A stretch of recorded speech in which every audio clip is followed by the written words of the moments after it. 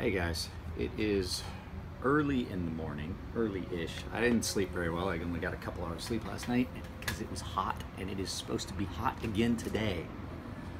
So I got a bunch of stuff in. I kind of did a quick video about some of the stuff. But what I have here is I also have one of my YouTube subscribers, Nick, is kind of local. I got to meet him one time on the meetup at Fair & Forge Knife Works. And Nick stopped by and dropped off this box. And in this box, there's just a couple things that he had that he brought along with his Master Blaster, which by far, all the Master Blasters that were ever made, this one is my favorite because it's got these brass inserts, it's got the brass collar around the pivot. It's just simple, but awesome. I like the inserts and the blue on just the raw titanium. So this came along with this box that has this Koenig Arius.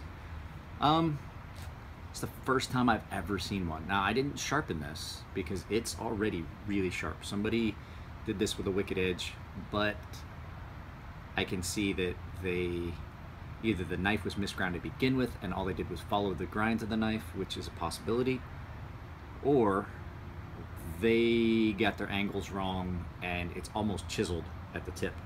But all in all, I mean, it's still really sharp. The wicked edge does do a good job. I don't like just the straight angle edge. I'd much prefer to do a convex on it. But like I said, I have the Edge Pro, and I can do straight angles and set angles if that's what people want. But no, action on this knife, really smooth.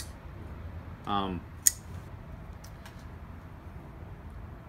think it's just Cerakote, he said. It's not a DLC coating on this, but it is nice, the black and just the black and satin. I don't so much like my personal preference. He loves it. He says he likes it because it's easier to disengage. There's serrations on the lock bar. I'd much rather have just a smooth lock bar and just have it chamfered so that I can get my thumb down in there. It's not sharp. This, not even just because you're having to push on it with your thumb. I don't like the feel of it against my finger. I carried this one day and didn't actually even cut anything with it, but had it in and out of my pocket. Pocket clips, pretty on point. It's not too bad. It's a sculpted pocket clip, but it's not got too much tension. So the Koenig Arius, this is one I would watch. I think that they're gonna over time make improvements on this knife. A lot of knife makers come out with their initial run. Like I said, they're fairly new to the market. This is basically the model that they have on their store. And I imagine they're gonna get better and more refined with time. Like I said, the second knife that was in the box was his Master Blaster. We really don't need to get into Master Blasters. It's a really nice knife. That's the Fair & Forge collaboration with Les George that they did. But like I said, this one, I love this specific one. If there was going to have been a Master Blaster that I got, I would have bought this one. But Nick got it before I could. I actually carried this. I've carried it a couple times. I sharpened it for him. This was the only one in the case he wanted sharpened, and used it and had to resharpen it. Sorry, Nick. It's a nice knife, man. I love it. I carried it with my Fortis. He has got, I'd never seen one of these before.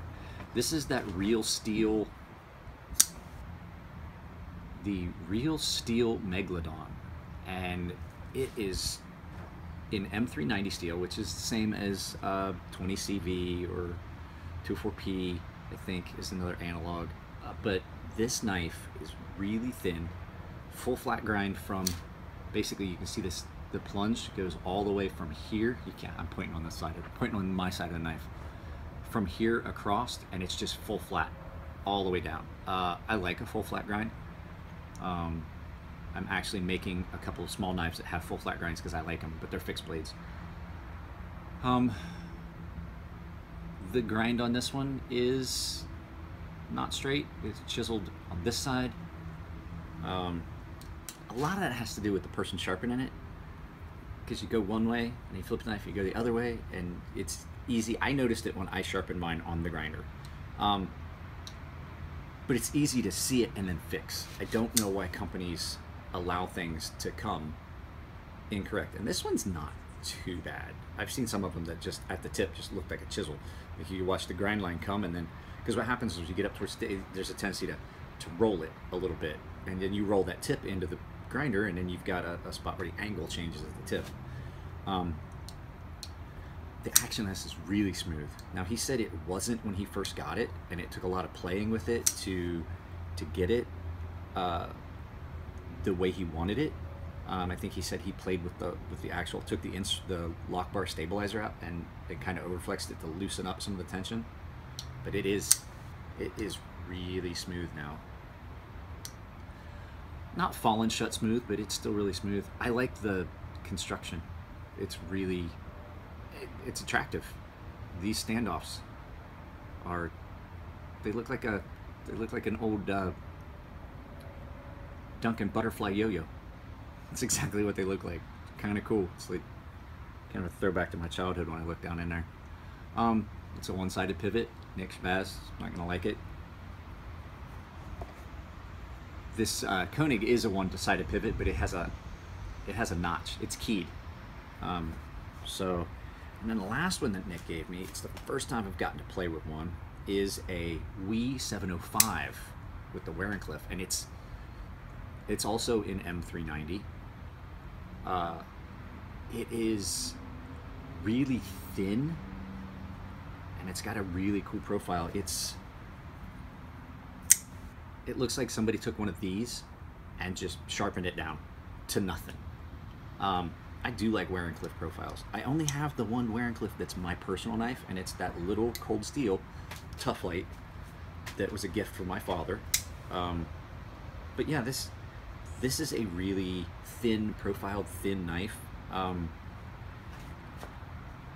Wii's machining, when you get a knife from Wii Knives, their machining it's spot on. I mean, I can see why Todd Begg is using them to do stuff. Ferrum Forge is using them to do stuff through mass drop. That's their, you can see why. It's, people are complaining about it, but people complain on the mass drop comments section, like, oh, I can't believe this, I can't believe that, and you should look into it, and Chinese manufacturing this and that. I'm gonna tell you right now, the Chinese manufacturing on this is on par with anything coming out of any of the other stateside manufacturers. It really is. It is amazing. And I mean, it's light, because if you were to take this apart, you're not gonna be able to see it from the angle where I've got you guys, but it's got milled pockets in here for weight reduction. This is the lightest knife of this size that I've held in a very long time. Like all Wii knives, the action is just smooth. So these are the knives that Nick dropped off, and I wanted to get these in a video because he's coming back. He went to Chicago, he dropped these off with me. He couldn't take a knife with him to Chicago. He didn't have anything that fit the profile, which would be legal.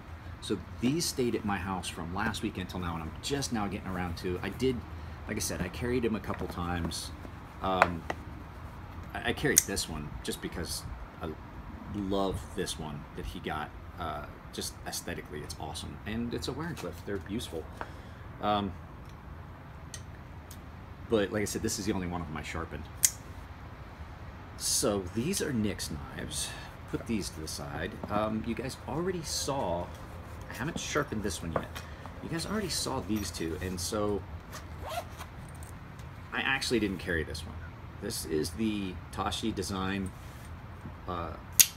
Custom Knife Factory Muscle. And it's, I mean, it's huge. I mean, look at it. It is massive. So I did sharpen this one. I'm gonna tell you guys now, I hate sharpening recurves. I really do. So Jose sent me this, and I've only ever had a couple of Custom Knife Factory knives. I owned a Decepticon for a while, and then found out that Custom Knife Factory makes knives from China. And I'm looking at milling on these. I don't know where they do. I haven't done any research, but I would be tempted to say that they may be making knives with we, because the milling and just the way the machining is done, it looks a lot like what you're seeing come out of we or Riat, or there's some really good companies that are doing some good machining.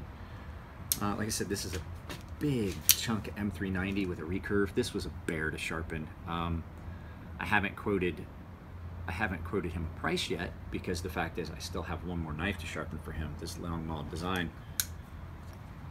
And I like this Quaken style, the way he did it. So what we decided was, we're not going to try to maintain that little point there, where I mean, it's the same angle. I am just going to do a traditional style sharpening, where I bring that angle all the way up, and just, he's going to lose that little visual cue, but he's still going to have that thick spot because of the way his blade is ground. It's ground like a spanto, or almost like a traditional tanto, where you have a thickening here, and then it comes back around, so it's hollow here and then flat here. And I'm curious as to how this is going to sharpen up, because it's got a really thick heel down here. And I'll bring this in. Let me get behind so I can see, make sure it's focusing.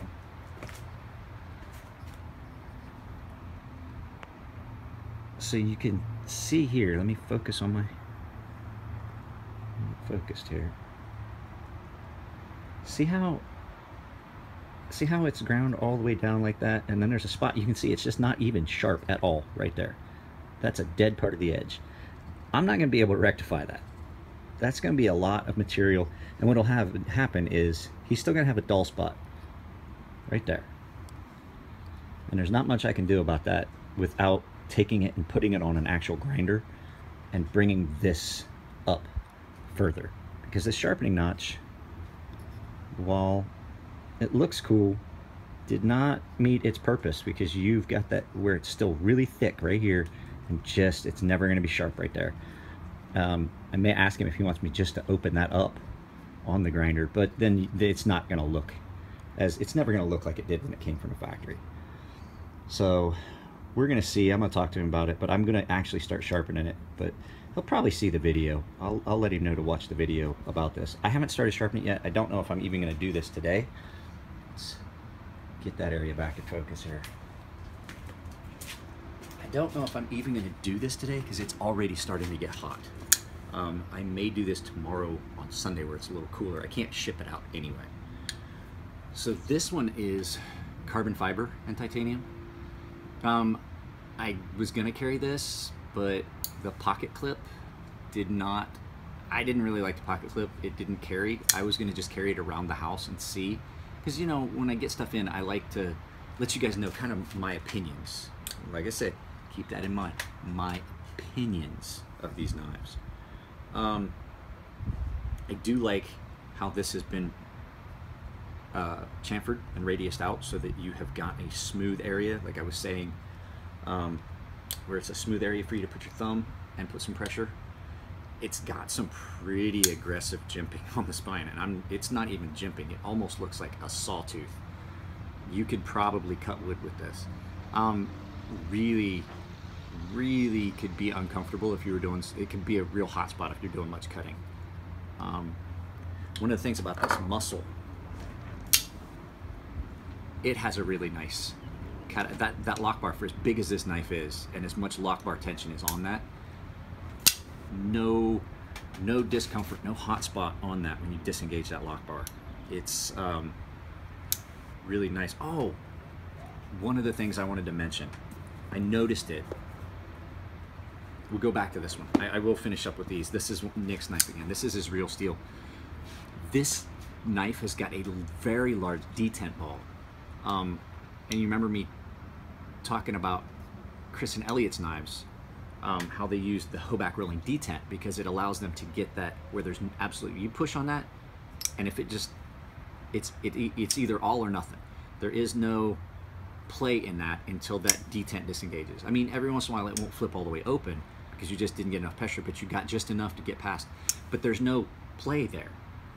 There's no in and out like you get on some knives where the detent ball kind of slops in that hole, because this detent sits way down deep in there. Same thing with this. This is a fixed detent, but it's a rather large ball and it sits pretty deep in that, and there's no play. It's either it disengages or it's engaged. There is no little bit of play or slop in that. I didn't see any of these knives have any of that, but yeah, that was just something I noticed about that. This one has a really good detent. There's no play. The detent ball is way up here, way up near the tip, but there's no play on this either. It's all or nothing on this one. Let's see. Let's look at that on. Oh, yeah, let me see if I can show you what I'm talking about. You might not be able to see it. See how there's that little bit of movement before the detent actually disengages? This has a fairly small detent, so it's not in that hole as far. And you can actually, let me see if I can get it in here. You might be able to see it, but there's a little bit of play back and forth. Is that a big deal? No, it's not. A lot of knives have that. But it's just one of those things that, having talked about knife design with Elliot, it's one of the things that I look at in knives and I see, okay, the size of the detent, how far it goes down in, it does keep you from having that little bit of play. And like those knives like these with that big detent aren't going to snap open like this. And I know some people like to do that. So I had a guy doing that with my Fortis, and I was like, please don't do that. You're just going to throw my knife on the floor. You are not going to be able to disengage that lock that way. That's what the tab is for. You want one of those, you get a CRKT or something with a really loose action and a small detent. And then we'll get to this one. This is that Chavez 228 that Jose sent me, and it's, like I said, it's two-tone. It's kind of a green, blasted, and bronze finish. There's an orange peel on this pocket clip.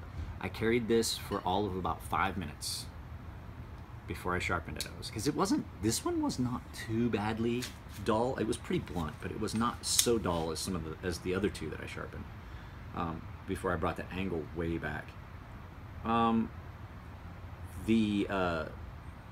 The thing that I noticed about this one, that is very sharp. As a matter of fact, I wish I had something I could stab with it and show you. It is as sharp, and it's sharper and stabbier than the point of the knife. It literally is sharper than the point of the knife, because this is a fairly blunt angle at the tip. You can't put this in your pocket and then bend over. You can't put this in your pocket and then reach for your keys. You may wind up making a trip to the emergency room if you carry this knife in your pocket the way I was carrying it. Definitely couldn't. I carry a lot of knives in my waistband. Definitely couldn't carry this in your waistband with that skull crusher or window breaker or whatever you want to call it on there. It's, oh, I did have something to stab. I mean, no effort, and it's putting big old rectangular holes in my strap block. So, but it looks cool. And I was like, oh wow, you got one with a skull crusher?